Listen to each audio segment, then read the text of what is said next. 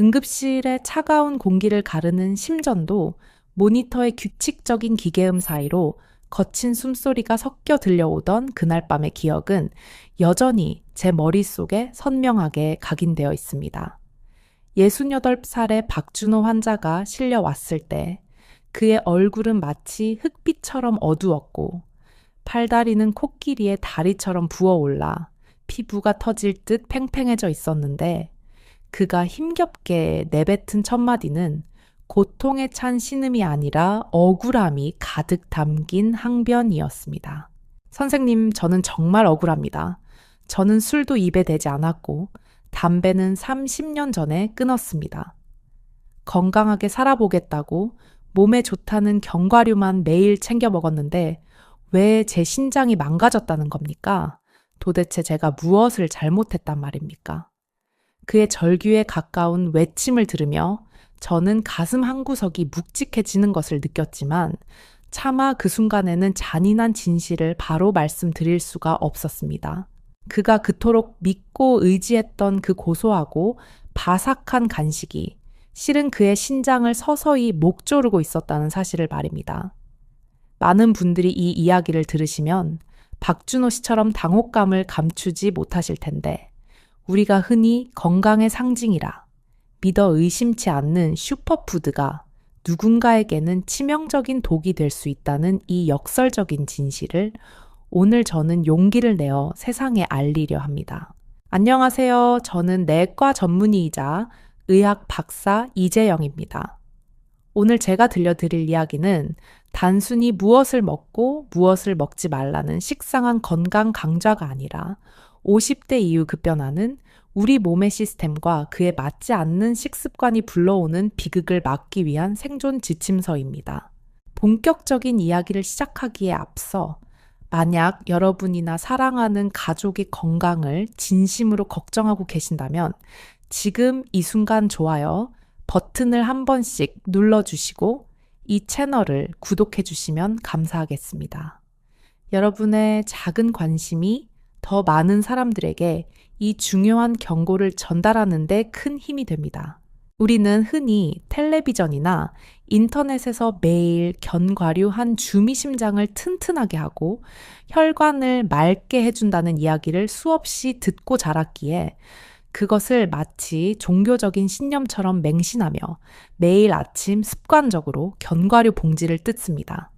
심장내과 선생님들은 견과류의 불포화 지방산이 혈관의 탄력을 높인다고 칭찬하지만 신장내과 전문의인 제 입장은 조금 다를 수밖에 없는데 이는 심장과 신장이 처리할 수 있는 영양소의 한계가 명확히 다르기 때문입니다.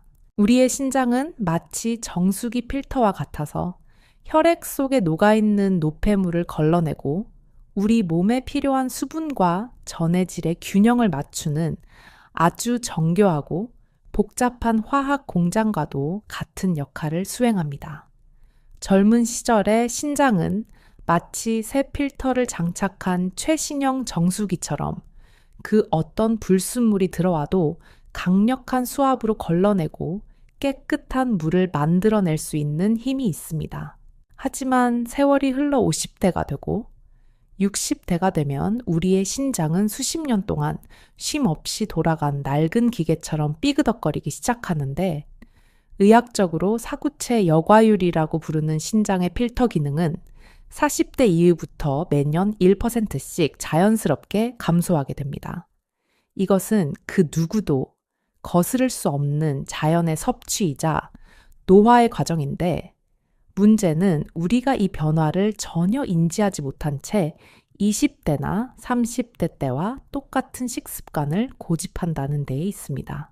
박준호 환자의 경우도 마찬가지였는데 그는 자신의 신장 기능이 이미 절반 가까이 떨어져 있다는 사실을 모른 채 젊은 사람들에게나 좋을 법한 고단백 고지방의 견과류를 과도하게 섭취함으로써 늙고 지친 신장에 감당할 수 없는 과부하를 주었던 것입니다.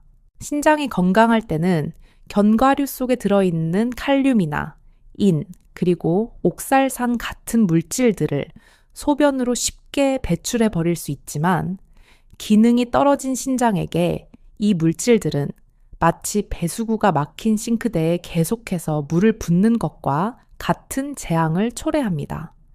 배출되지 못한 독소들은 혈액 속에 둥둥 떠다니다가 결국 혈관을 타고 돌며 전신을 공격하기 시작하는데 이것이 바로 요독증의 시초입니다. 제가 진료실에서 만난 수많은 환자분들이 가장 많이 하시는 말씀 중 하나가 바로 증상이 전혀 배에 없었다는 것인데, 신장은 침묵의 장기라는 별명답게 기능의 70%가 망가질 때까지도 별다른 통증이나 뚜렷한 자각 증상을 보내지 않습니다. 간혹 소변에 거품이 조금 인다거나 아침에 얼굴이 약간 붓는 정도의 아주 미세한 신호를 보내기도 하지만 대부분의 사람들은 이를 그저 피곤해서 그렇겠거니 하거나 어제 저녁에 짠 음식을 먹어서 그렇겠거니 하며 대수롭지 않게 넘겨버립니다. 하지만 그 사소해 보이는 거품 하나가 실은 신장의 여과막이 찢어져 소중한 단백질이 몸 밖으로 빠져나가고 있다는 비명소리라는 것을 아는 사람은 그리 많지 않습니다. 박준호 씨가 응급실에 실려 오기 몇 달 전부터 느꼈던 그 미세한 피로감과 부종은 단순한 노화 현상이 아니라 신장이 살려달라고 보내는 마지막 구조 신호였던 셈입니다. 우리가 흔히 건강식품이라고 믿는 것들이 특정 상황에서는 오히려 독이 될 수 있다는 사실을 받아들이는 것은 심리적으로 매우 불편하고 힘든 일일 수 있습니다. 내가 내 건강을 위해 쏟았던 정성과 노력과 비용이 오히려 나를 병들게 했다는 사실을 인정하고 싶지 않은 인지 부조화가 발생하기 때문입니다. 그러나 진정한 건강은 맹목적인 믿음이 아니라 내 몸의 상태를 정확히 알고 그에 맞는 변화를 주는 유연함에서 시작된다는 것을 우리는 반드시 기억해야 합니다.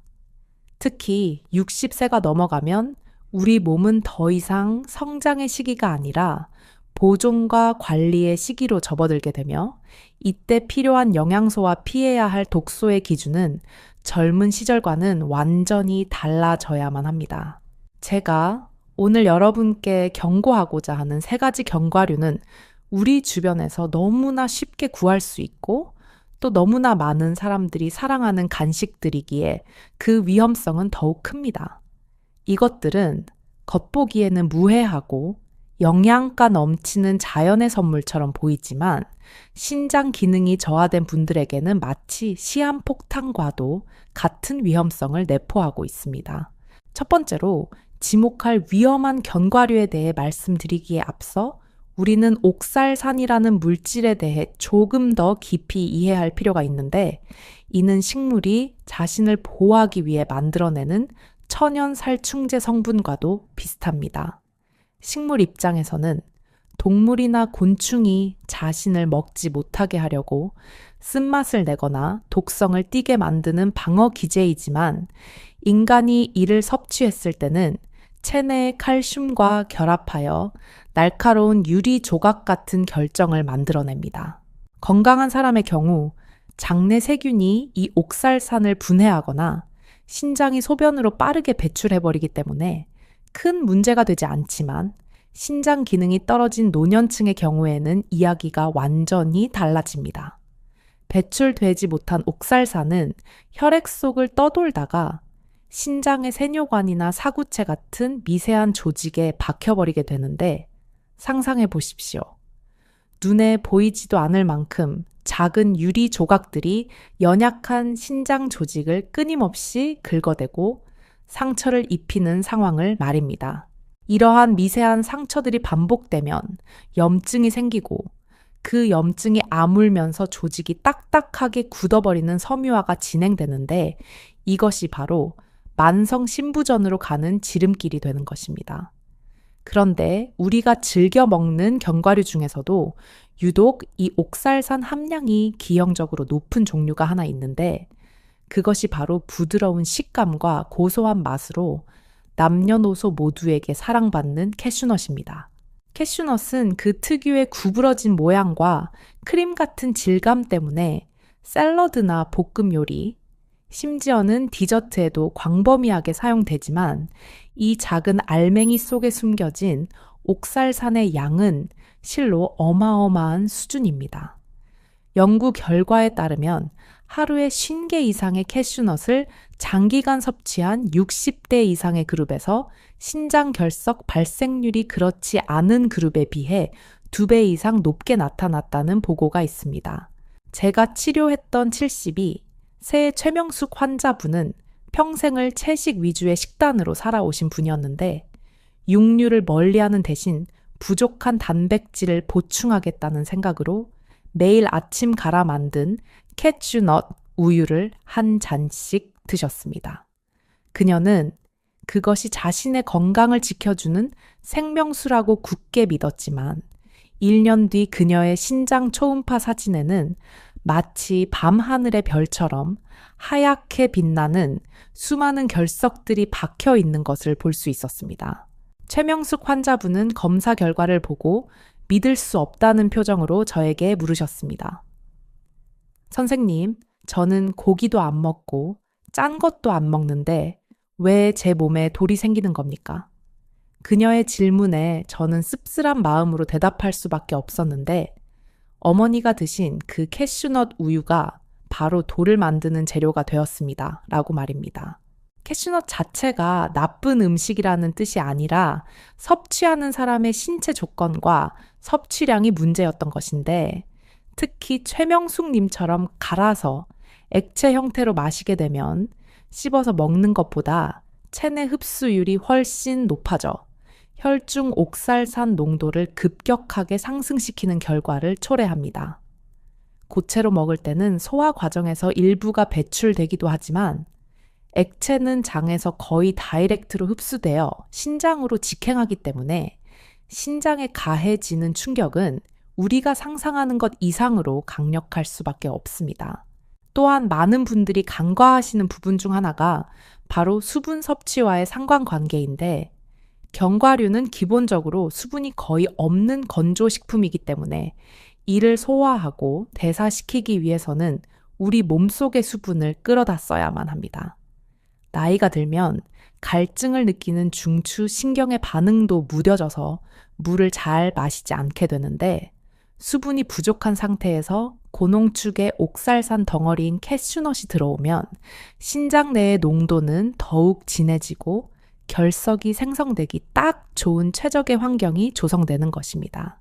이것은 마치 흐르는 강물에는 이끼가 잘 끼지 않지만 고인 웅덩이에는 금세 썩은 물이 고이고 오물들이 뭉치는 것과 같은 이치라고 보시면 이해하기가 쉬우실 겁니다. 우리는 흔히 자연에서 온 것은 무조건 안전하다고 생각하는 경향이 있지만 자연계에 존재하는 수많은 독소들 역시 식물에서 유래한다는 사실을 잊어서는 안 됩니다. 캐슈넛의 위험성은 단순히 옥살산에만 국한되는 것이 아니라 그 속에 포함된 높은 칼로리와 지방 함량 역시 대사 기능이 떨어진 노년층에게는 부담스러운 요소로 작용할 수 있습니다. 젊은 사람들은 기초 대사량이 높아 섭취한 열량을 금방 태워버릴 수 있지만 나이 든 몸은 남은 에너지를 처리하지 못하고 지방으로 축적하게 되는데 내장 지방이 늘어나면 이는 곧 만성염증의 원인이 되고 이 염증 물질들은 혈관을 타고 돌아다니며 신장 조직을 공격하는 또 다른 적군이 됩니다. 따라서 60세가 넘으신 분들이라면 캐슈넛을 드실 때 반드시 지켜야 할 철칙이 있는데 그것은 절대로 공복에 드시지 않는 것이며 하루 섭취량을 10알 미만으로 엄격하게 제한해야 한다는 것입니다. 또한 드신 후에는 반드시 물을 2컵 이상 충분히 마셔 신장이 옥살산을 씻어내릴 수 있도록 도와주는 것이 필수적인데 이는 선택이 아니라 필수 생존 전략이라고 생각하셔야 합니다. 이제 우리는 두 번째 위험 요소로 넘어가야 하는데 이것은 어쩌면 캐슈넛보다 더 우리 생활 깊숙이 들어와 있고 더 중독적이며 더 치명적인 유혹을 가지고 있는 식품입니다. 마트 진열대에서 화려한 포장지로 우리를 유혹하고 술자리 안주로 빠지지 않고 등장하며 심지어 등산을 갈 때도 주머니 속에 한 줌씩 챙겨가는 바로 그 국민 간식에 대한 이야기입니다.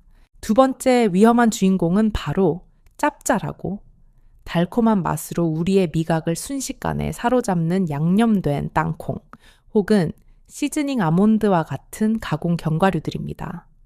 등산길에 오를 때 배낭 속에 하나씩 챙겨 넣거나 저녁 식사 후 텔레비전 앞에 앉아 무심코 뜯게 되는 이 작은 봉지 속에는 우리가 상상하는 것보다 훨씬 더 치명적인 나트륨과 당분의 덫이 숨겨져 있습니다. 우리는 흔히 땅콩이 단백질이 풍부하고 불포화 지방산이 많아 심장에 좋다는 사실만 기억하고 있기에 겉에 묻은 하얀 가루나 끈적한 코팅이 주는 위험성에 대해서는 애써 외면하거나 대수롭지 않게 여기는 경향이 짙습니다. 하지만 세계보건기구에서 권장하는 하루 나트륨 섭취 제한량의 절반에 가까운 양이 저 작은 봉지 하나에 모두 들어있다는 사실을 알게 된다면 과연 누가 마음 편히 그것을 입에 털어 넣을 수 있겠습니까? 700에서 800mg에 달하는 나트륨이 한꺼번에 체내로 쏟아져 들어오면 우리 몸은 비상사태를 선포하게 되는데 특히 노화로 인해 유연성을 잃고 딱딱해진 60대 이상의 혈관과 신장에게 이것은 마치 잔잔한 호수에 거대한 바위를 집어던지는 것과 같은 충격을 줍니다. 혈액 속의 염분 농도가 급격히 올라가면 우리 몸은 이를 희석시키기 위해 본능적으로 수분을 끌어당기게 되고 이는 곧 혈액량의 폭발적인 증가로 이어집니다. 늘어나는 혈액량은 혈관 벽을 강하게 밀어내며 혈압을 상승시키는데 이때 가장 큰 타격을 입는 장기가 바로 미세한 실핏줄 덩어리로 이루어진 신장입니다.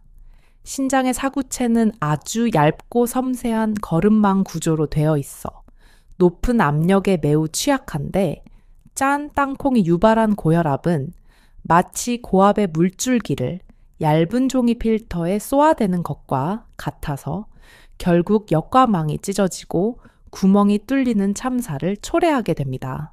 제가 치료했던 73세 김태성 환자분은 평생을 고등학교 체육교사로 재직하며 누구보다 건강관리에 철저했던 분이셨는데 은퇴 후 건강을 위해 그 좋아하던 술까지 끊으셨던 의지의 인물이었습니다.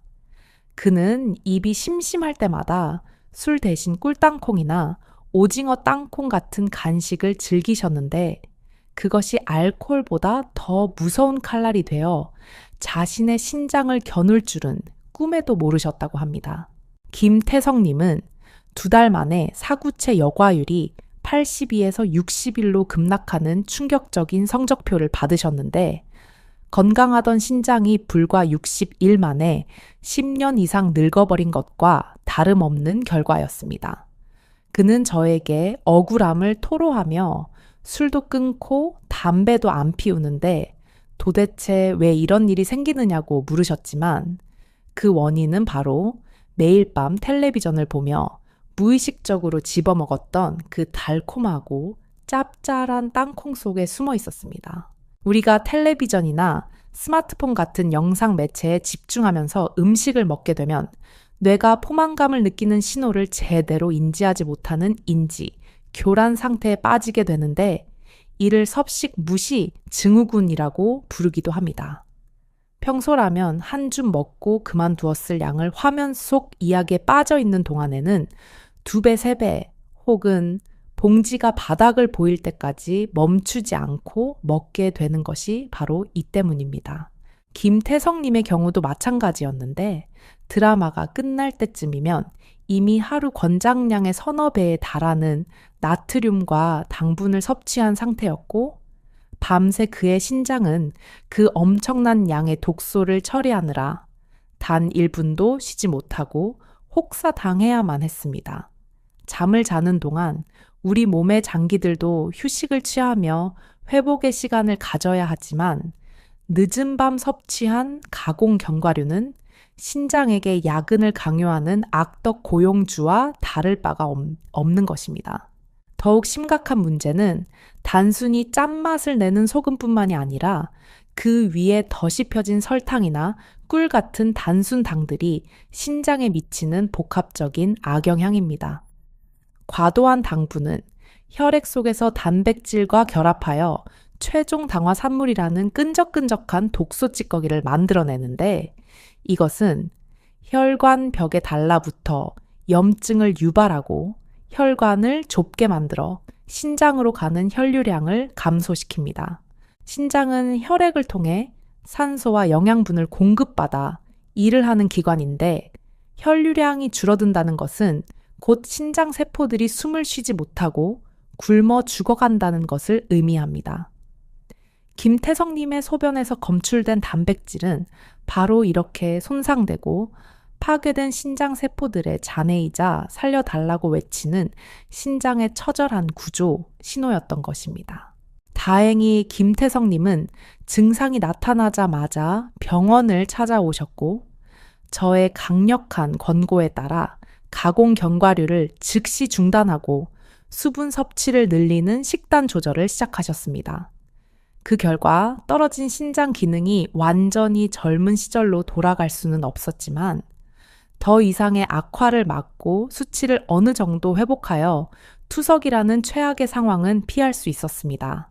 이 사례가 우리에게 주는 교훈은 명확한데 그것은 바로 60세 이후의 식습관에서 맛이라는 쾌락을 좇는 것이 얼마나 위험한 도박이 될 수 있는가 하는 점입니다.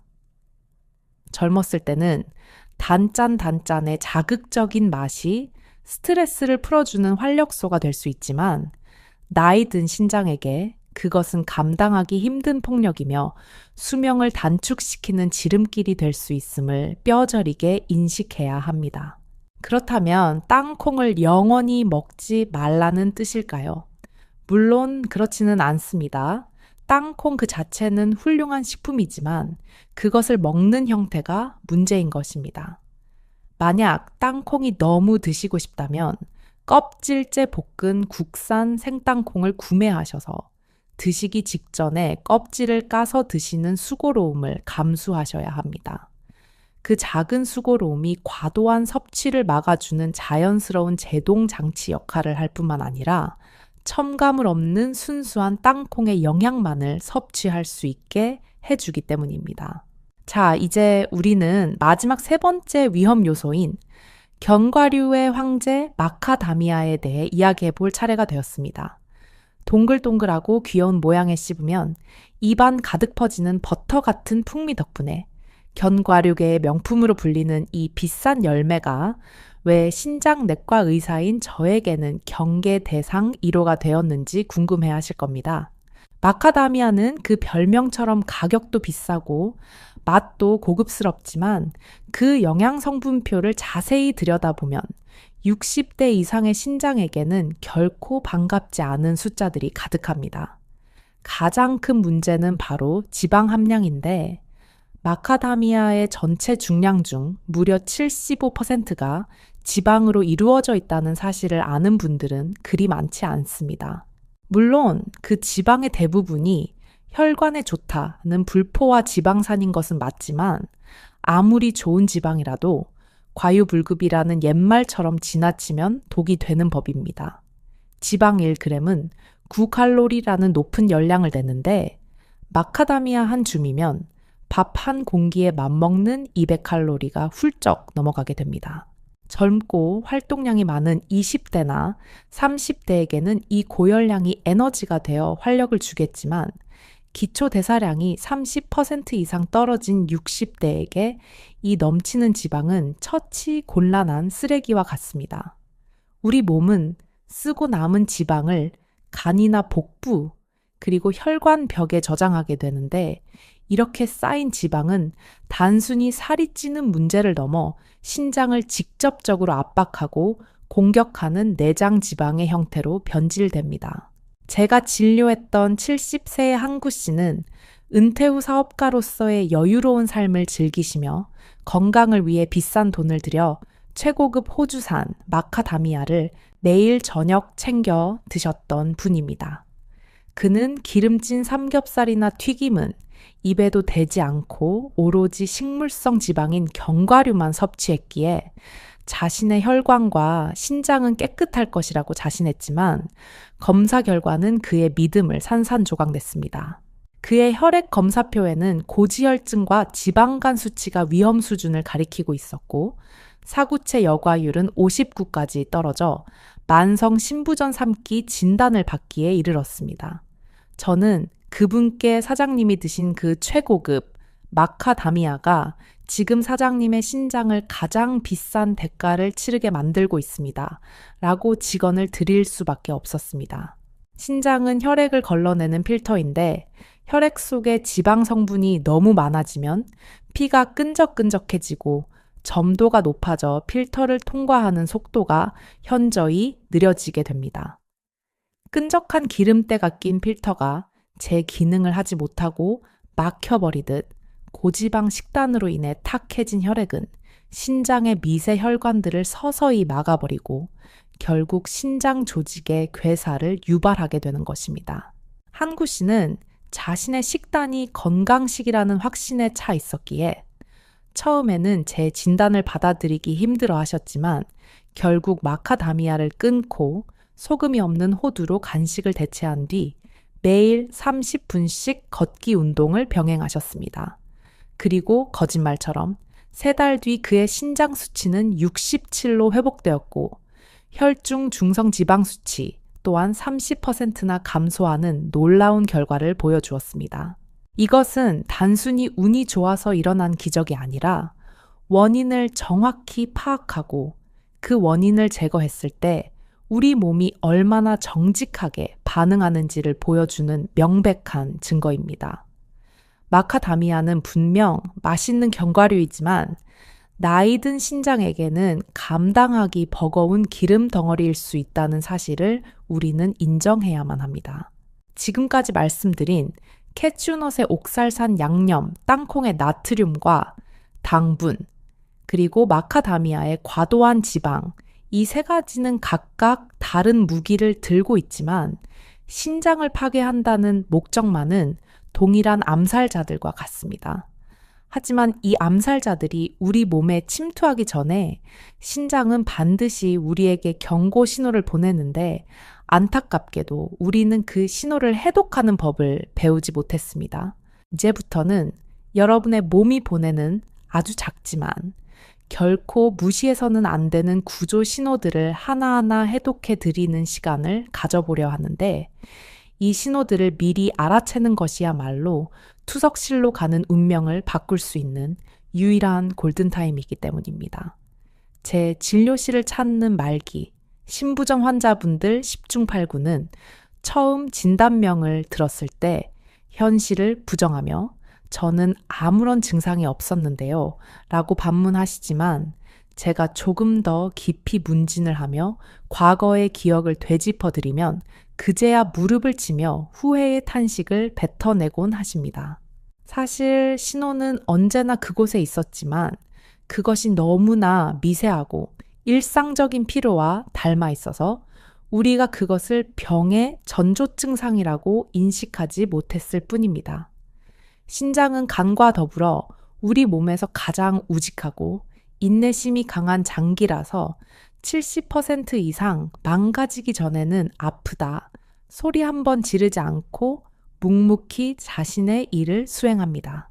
심장은 조금만 이상이 생겨도 가슴을 쥐어짜는 통증으로 우리를 병원으로 달려가게 만들고 위장은 속쓰림으로 경고를 보내지만 신장에는 통증을 느끼는 감각신경이 거의 분포하지 않아서 암덩어리가 생기거나 결석이 요관을 막지 않는 이상 우리는 신장이 죽어가고 있다는 사실을 통증으로는 절대 알 수가 없습니다.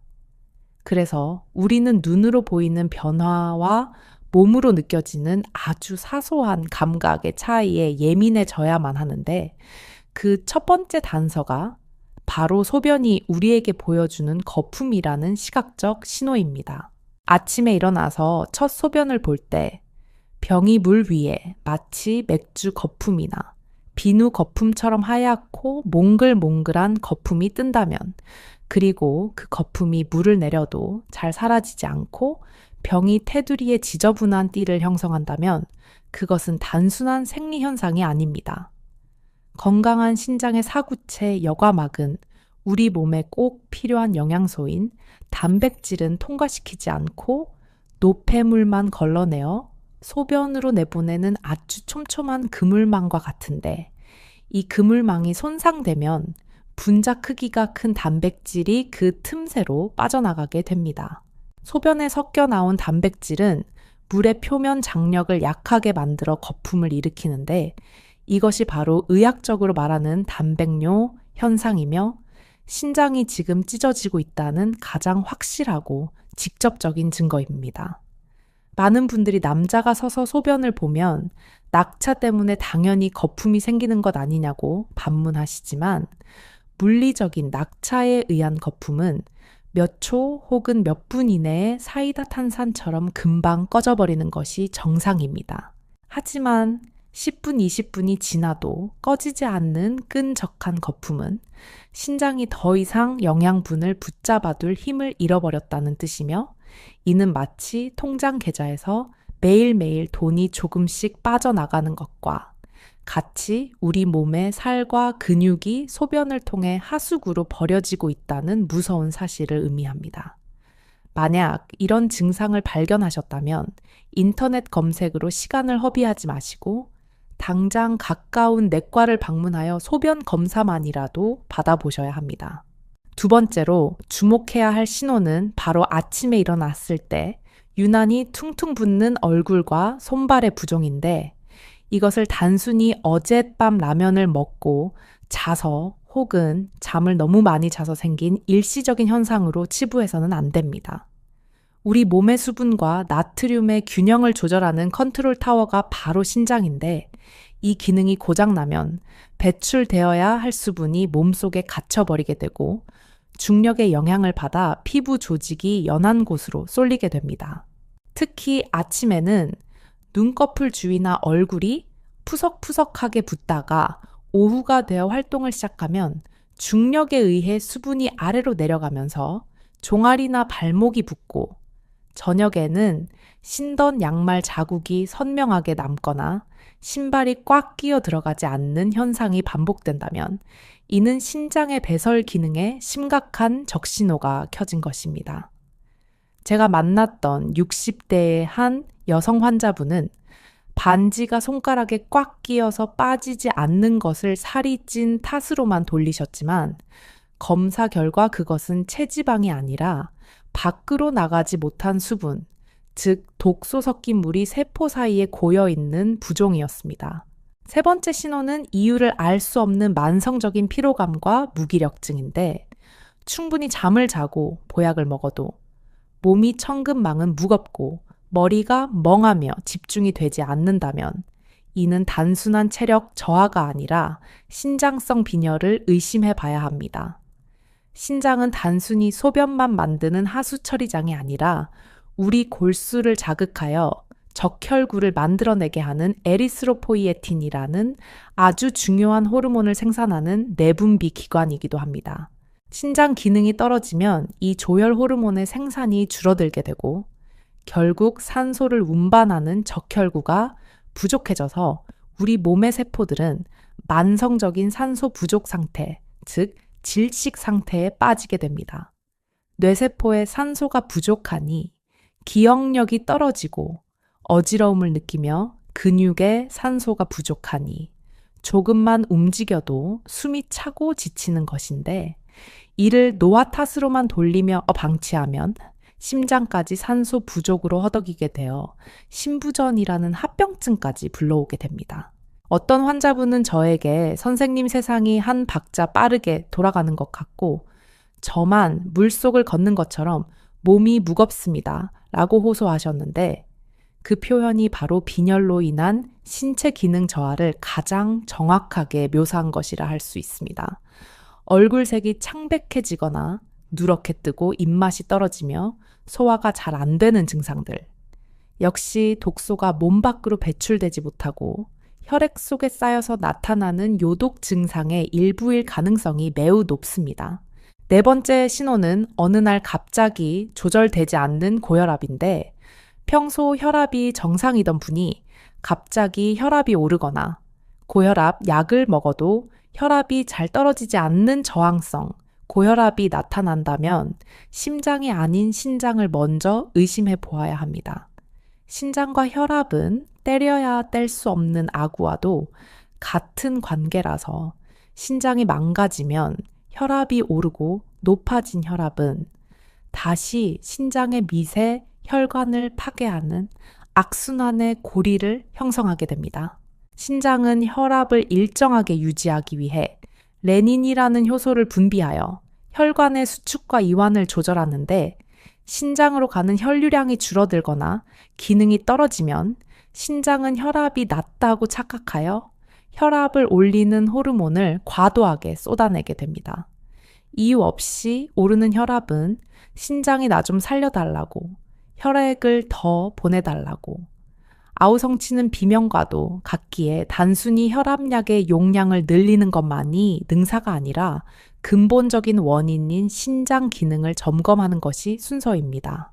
마지막 5번째 신호는 밤에 잠을 자다가 소변이 마려워 2번, 3번 깨게 되는 야간요 증상인데, 많은 남성분들은 이를 전립선 비대증 탓으로, 여성분들은 과민성 방광 탓으로 돌리지만 실상은 신장의 농축 기능 저하가 원인일 수 있습니다. 건강한 신장은 우리가 잠을 자는 동안에는 소변을 진하게 농축시켜 양을 줄임으로써 숙면을 취할 수 있도록 도와주는 스마트한 기능을 가지고 있습니다. 하지만 신장이 늙고 병들면 소변을 진하게 만드는 능력이 떨어져서 같은 양의 노폐물을 내보내기 위해 훨씬 더 많은 양의 물을 필요로 하게 되고, 결국 묽은 소변을 자주 많이 만들어내게 됩니다. 밤에 화장실을 들락거리느라 깊은 잠을 못 자게 되면 수면의 질이 떨어지고, 이는 다시 면역력 저하와 신체 회복력 감소로 이어져 신장 건강을 더욱 악화시키는 결과를 초래합니다. 이 모든 증상들은 각각 따로 노는 것이 아니라 하나의 거대한 톱니바퀴처럼 맞물려 돌아가며 우리 몸이 무너져 가고 있음을 알리는 경고등입니다. 캐슈넛 결석으로 입원하셨던 최명숙 님도, 양념 땅콩으로 응급실을 찾았던 김태성 님도, 그리고 마카다미아를 즐기셨던 항구 님도 돌이켜보면 이 5가지 신호 중 적어도 2-3가지는 이미 경험하고 계셨습니다. 단지 그것을 나이 탓, 계절 탓, 기분 탓으로 돌리며 애써 무시하고 싶었던 심리적 방어 기제가 작동했을 뿐입니다. 하지만 우리 몸은 거짓말을 하지 않으며 아주 정직하고 과학적인 인과관계에 따라 반응할 뿐이기에 이제라도 우리는 몸의 소리에 귀를 기울이는 겸손한 자세를 배워야 합니다. 혹시 지금 이 글을 읽으시면서 내 이야기가 아닌가? 가슴이 철렁 내려앉으셨다면 너무 걱정하거나 두려워만 하지는 마십시오. 신장은 한 번 망가지면 회복하기 힘든 비가역적인 장기이긴 하지만 초기에 발견하여 적절한 관리를 시작한다면 남은 기능을 잘 보존하여 평생 투석 없이 건강하게 살 수 있는 기회 또한 충분히 열려 있습니다. 그렇다면 이제 우리는 어떻게 해야 할까요? 그저 견과류를 다 갖다 버리고 무서워서 아무것도 먹지 말아야 하는 것일까요? 절대 그렇지 않습니다. 제가 앞서 3가지 견과류의 위험성을 강조한 것은 공포심을 조장하기 위함이 아니라 여러분이 가지고 있는 막연한 환상을 깨고 올바른 섭취법을 알려드리기 위한 충격 요법이었습니다.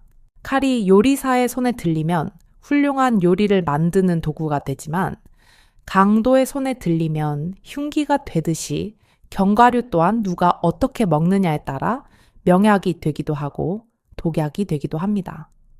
50대 이후의 신장을 가진 여러분이 견과류를 현명하게 즐기기 위해서는 이제까지와는 다른 새로운 섭취 전략이 필요하며 지금부터 제가 30년 임상 경험을 통해 정립한 신장을 지키는 견과류 섭취의 3가지 황금 원칙을 공개하려 합니다. 이 원칙들은 거창하거나 지키기 어려운 것들이 아니라 당장 오늘 저녁부터라도 실천할 수 있는 아주 구체적이고 현실적인 방법들이며 이것만 잘 지켜도 여러분은 맛있는 견과류를 포기하지 않으면서도 신장 건강을 완벽하게 사수할 수 있습니다. 첫 번째 원칙은 바로 선택의 기준을 완전히 바꾸는 것에서 시작되는데 화려한 포장지와 자극적인 맛에 현혹되지 말고 가장 원초적이고 자연에 가까운 상태의 것을 고르는 안목을 기르는 것입니다. 우리가 마트에서 흔히 보는 믹스넛이나 하루 견과 같은 소포장 제품들 속에는 맛을 좋게 하기 위해 혹은 보존 기간을 늘리기 위해 각종 첨가물과 방부제 그리고 눅눅해지는 것을 방지하는 화학 물질들이 범벅이 되어 있는 경우가 허다합니다. 특히 말린 과일, 즉 건포도나 크랜베리 같은 것들이 함께 들어있는 제품은 최악의 조합이라고 할 수 있는데 말린 과일의 당분과 끈적함이 견과류의 산패를 가속화시킬 뿐만 아니라 신장의 칼륨 폭탄을 투하하는 결과를 낳기 때문입니다. 따라서 여러분은 이제부터 성분표를 꼼꼼히 확인하는 습관을 들이셔야 하며 원재료명의 견과류 이름 외에 소금, 설탕, 아스파탐, 식용유 같은 낯선 화학명들이 적혀 있다면 과감하게 진열대에 내려놓으셔야 합니다.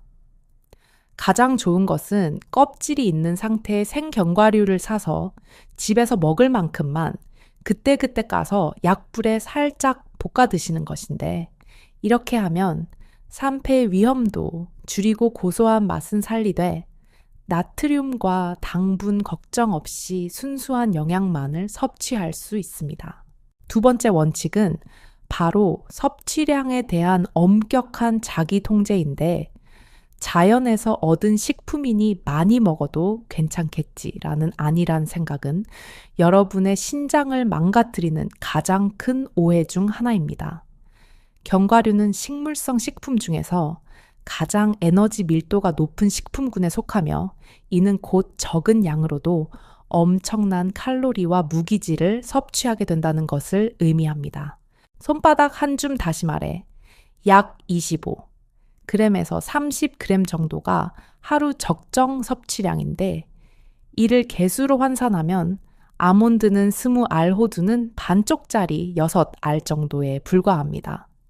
하지만 우리는 텔레비전을 보거나 대화를 나누면서 무심코 이 양의 2배, 3배를 훌쩍 넘기기 일쑤인데 이렇게 과도하게 들어온 인과 칼륨, 그리고 지방은 처리 용량이 줄어든 신장에게 야근을 넘어선 철야, 근무를 강요하는 가혹 행위가 됩니다.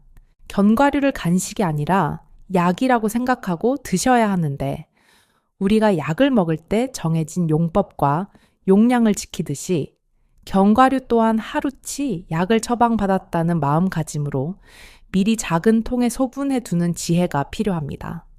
큰 통을 끌어안고 드시면 뇌의 보상 중추가 자극되어 멈출 수 없는 폭식을 유발하게 되므로 반드시 하루 분량만 따로 담아 눈에 보이는 곳에 두고 드시는 습관을 들이십시오.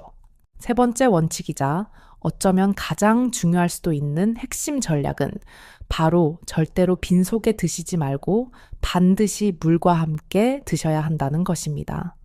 많은 분들이 아침 식사 대용으로 견과류와 과일을 갈아 드시거나 공복에 한 줌씩 드시는데 이는 위산 분비를 촉진하고 옥살산의 체내 흡수율을 급격히 높이는 최악의 섭취 타이밍입니다.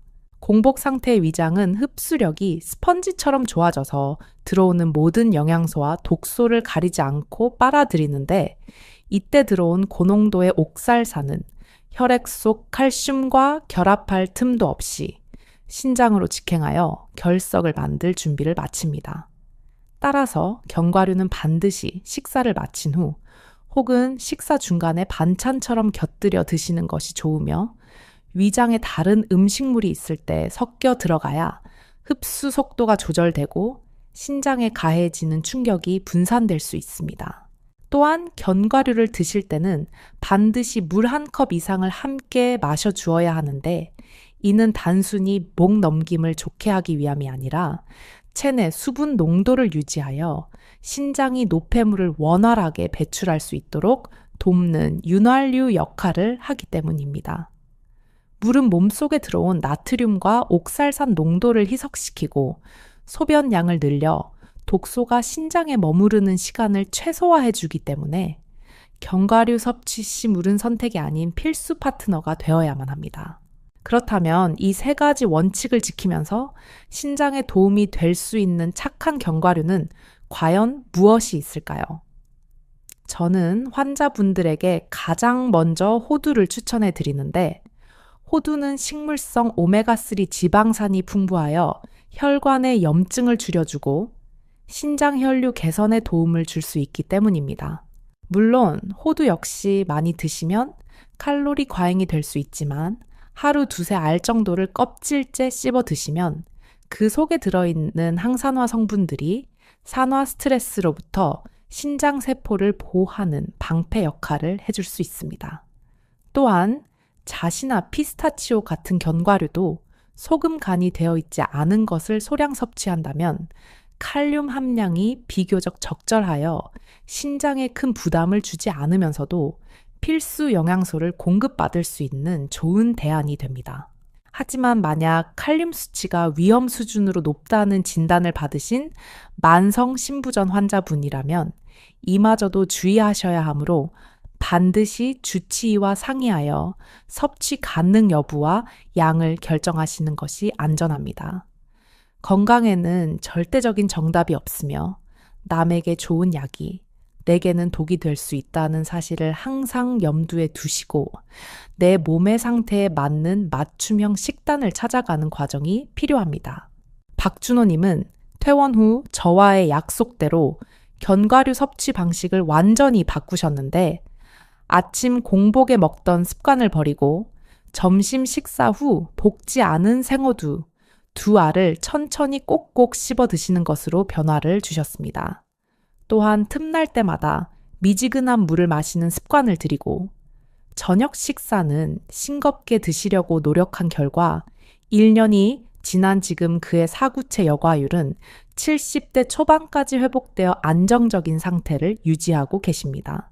그는 저에게 웃으며 말씀하시길 선생님 이제야 견과류의 진짜 고소한 맛을 알겠습니다. 예전에는 습관적으로 털어 넣느라 맛도 모르고 먹었는데 이제는 한 알 한 알이 소중하고 감사합니다. 라고 하셨습니다. 건강을 잃고 나서야 비로소 평범한 일상의 소중함을 깨닫게 되지만 여러분은 잃기 전에 지키는 현명한 분들이 되시기를 간절히 바랍니다. 나이가 든다는 것은 기능이 떨어지는 서글픈 과정일 수도 있지만 반대로 생각하면 내 몸을 더 깊이 이해하고 아껴줄 수 있는 기회가 되기도 합니다. 젊은 날 앞만 보고 달리느라 혹사시켰던 여러분의 신장에게 이제는 미안하다, 고맙다 말해주며 조금 더 편안한 환경을 만들어주는 것이야말로 진정한 노후의 건강관리이자 자기사랑의 실천입니다. 오늘 제가 말씀드린 캐슈넛의 위험성 양념 땅콩의 유혹 그리고 마카다미아의 배신을 잊지 마시고 부엌 찬장에 있는 견과류들을 다시 한번 점검해 보시는 시간을 가지셨으면 좋겠습니다. 그리고 아침에 일어날 때마다 내 소변의 상태를 살피고 붓기를 확인하며 내 몸이 보내는 작은 속삭임에 귀 기울이는 습관을 들이신다면 여러분의 신장은 100세까지 튼튼하게 여러분의 곁을 지켜줄 것입니다.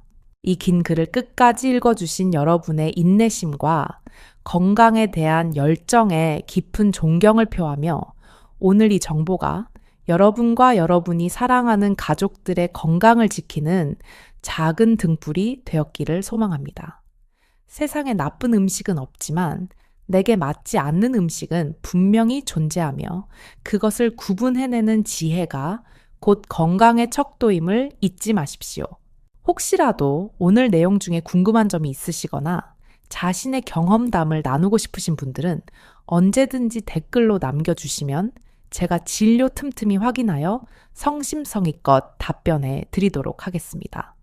여러분의 소중한 댓글과 질문은 또 다른 누군가에게는 큰 위로와 정보가 될 수 있으며 우리가 함께 건강한 공동체를 만들어가는 밑거름이 됩니다. 지금까지 여러분의 건강 동반자 내과 전문의 이재영이었습니다. 감사합니다. 사랑합니다. 그리고 부디 오늘 하루도 여러분의 신장이 편안한 하루가 되시길 진심으로 기도하겠습니다.